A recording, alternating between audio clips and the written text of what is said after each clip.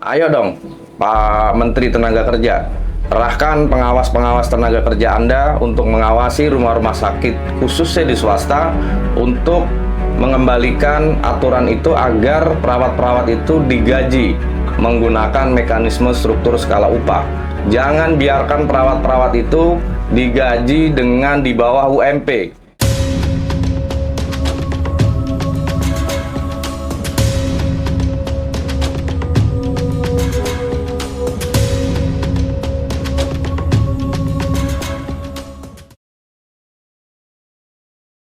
Perawat adalah garda terdepan pelayanan kesehatan.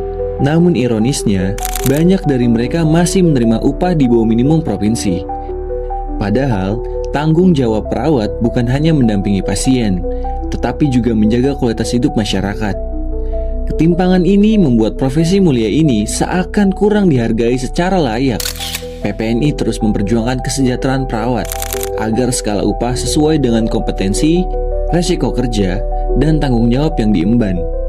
Karena kesejahteraannya perawat adalah kunci dari pelayanan kesehatan yang berkualitas untuk seluruh masyarakat Indonesia. Berikut statement dari Ketua DPP Bidang Kesejahteraan PPNI mengenai status dari struktur skala upah yang telah lama disampaikan kepada pemerintah. Pak, boleh diceritakan perjalanan terbentuknya pedoman struktur skala upah?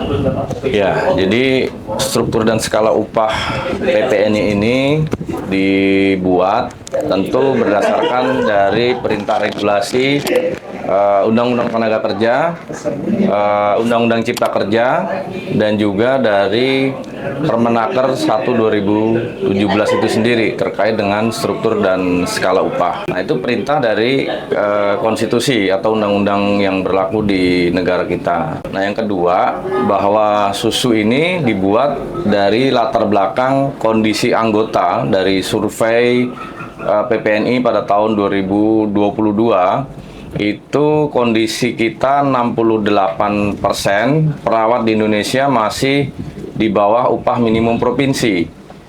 Nah, kalau mengacu kepada Munas terakhir yang ada di Bali, itu kan rekomendasinya adalah perawat itu harus digaji dengan upah minimum provinsi.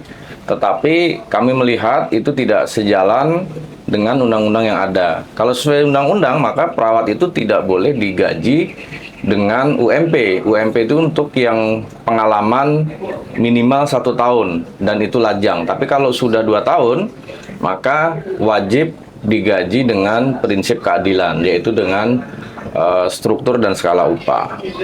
Jadi struktur skala upah itu dibuat sebetulnya dalam rangka menjalankan perintah atau amanat konstitusi di negara Republik Indonesia itu sendiri, dan juga ke bawahnya tentu merespon dari survei tahun 2022 yang dilakukan oleh PPNI. Boleh diceritakan tentang proses perjalanan sampai terbentuknya buku pedoman struktur skala upah ini, Pak? Ya, jadi susu itu dibuat sebetulnya ada di tingkat Fasyankes, fasilitas pelayanan kesehatan. Artinya pada posisi instansi pemberi kerja. Ada pemberi kerja, ada penerima kerja. Itu seharusnya di level tingkat basis gitu. Nah, kemudian PPNI berinisiasi atas dasar survei pendapatan dari anggota se-Indonesia, didapatilah 68%, ternyata perawat kita 68% di bawah UMP. Nah, kemudian kita berikhtiar membuat struktur dan skala upah. Ini sesuatu yang tidak mudah. Artinya PPNI mengawali suatu pedoman ini tentu konsultasi kepada pakar-pakar yang pernah membuat struktur dan skala upah, dan juga dari Kementerian Tenaga Kerja itu sendiri kita berkonsultasi juga.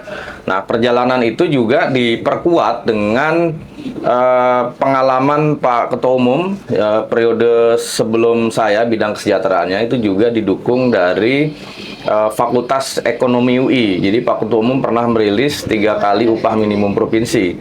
Ternyata sama hasilnya dengan metode pengupahan struktur skala upah. Itu ternyata perawat vokasi, nurse, dan spesialis itu memiliki satu sistem pengupahan yang berbeda-beda, tetapi menguatkan dari pendapat Fakultas Ekonomi UI dan Pak Ketua Umum waktu itu 3 kali upah minimum provinsi. Ternyata sejalan hasilnya bahwa Susu itu juga menegaskan perawat itu digaji 3 kali upah minimum provinsi. Nah, kemudian selesai menjadi sebuah buku pedoman, kita serahkan kepada Wakil Menteri Tenaga Kerja dan juga kepada pihak-pihak terkait, termasuk Bu Menteri Tenaga Kerja, pada saat itu Bu Ida Fauzia, dan ke Kemenkes juga, DPR juga demikian.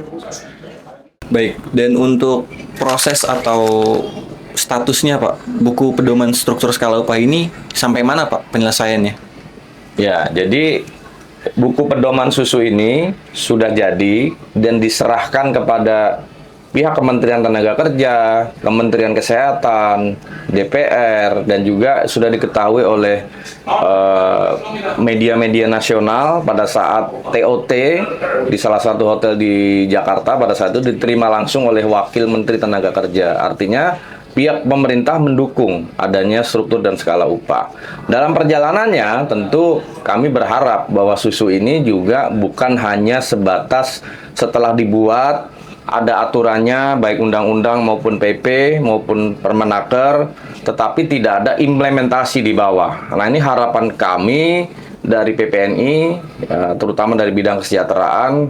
Ayo dong Pak Menteri Tenaga Kerja, kerahkan pengawas-pengawas tenaga kerja Anda untuk mengawasi rumah-rumah sakit khususnya di swasta untuk mengembalikan aturan itu agar perawat-perawat itu digaji menggunakan mekanisme struktur skala upah.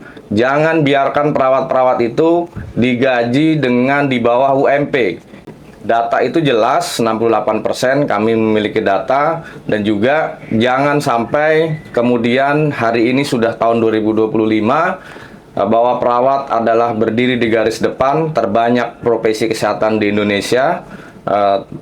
Jangan sampai tidak mendapatkan keadilan dalam kesejahteraan, sementara regulasi mengatur dengan tegas 2 tahun minimal bekerja di layanan kesehatan, maka pemberi kerja wajib memberlakukan struktur dan skala upah ini. Jadi saya kira pengawas tenaga kerja diharapkan dapat turun ke bawah untuk bagaimana kemudian melakukan evaluasi-evaluasi pengawasan di rumah-rumah sakit swasta dan di klinik-klinik yang ada di Indonesia. Saya kira demikian.